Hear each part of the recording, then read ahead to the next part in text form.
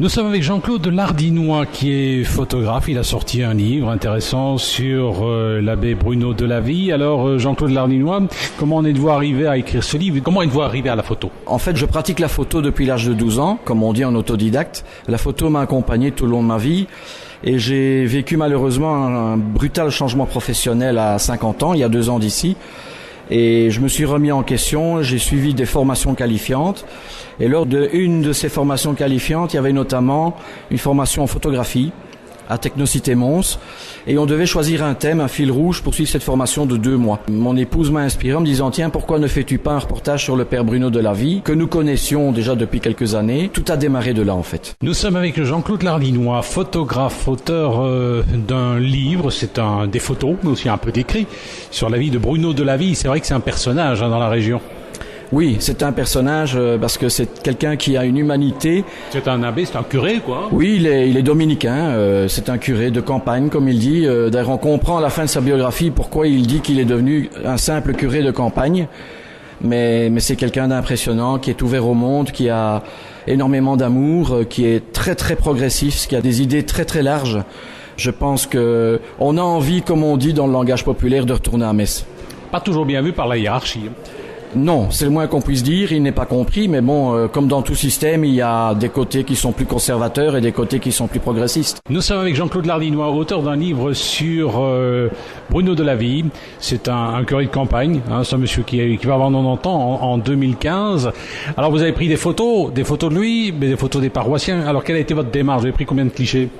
Facile avec le numérique. Facile et pas facile, dans le sens où il y avait en tout un peu plus de 3000 clichés. Sur les 3000 clichés, il y en a 1044 exactement qui sont restés sélectionnés. Et sur les 1044, il y en a 62 qui sont dans le livre. Alors, noir et blanc, pourquoi le choix du noir et blanc?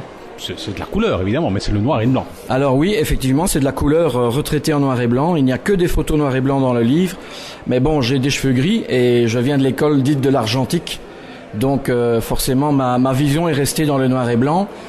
D'autre part, le choix du noir et blanc me semblait mieux correspondre à l'atmosphère, à l'ambiance et au message. Nous sommes avec Jean-Claude Lardinois, photographe originaire de Hatt. Il vient de sortir un livre un livre de photos sur le curé de campagne Bruno de la Vie, personnalité de notre région. D'ailleurs, très intimement lié aux marches folkloriques de l'Entre-Sambre-et-Meuse. Mais évidemment, j'ai pas vu toutes les photos, mais généralement sur les photos que vous avez prises dans l'église.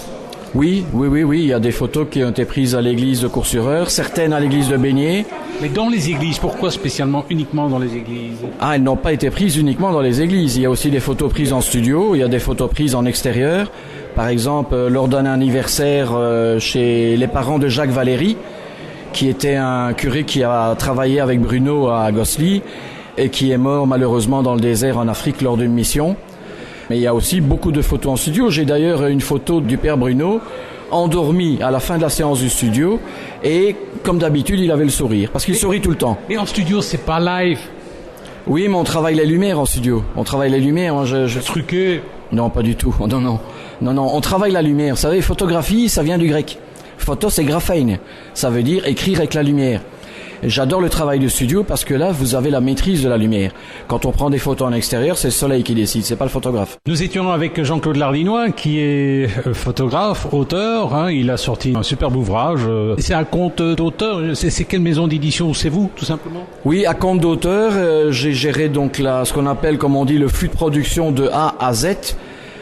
Sauf reste après, voilà. Et le Z prime, c'est l'imprimerie Snell à Liège qui a fait un travail remarquable où j'ai bénéficié de beaucoup de conseils.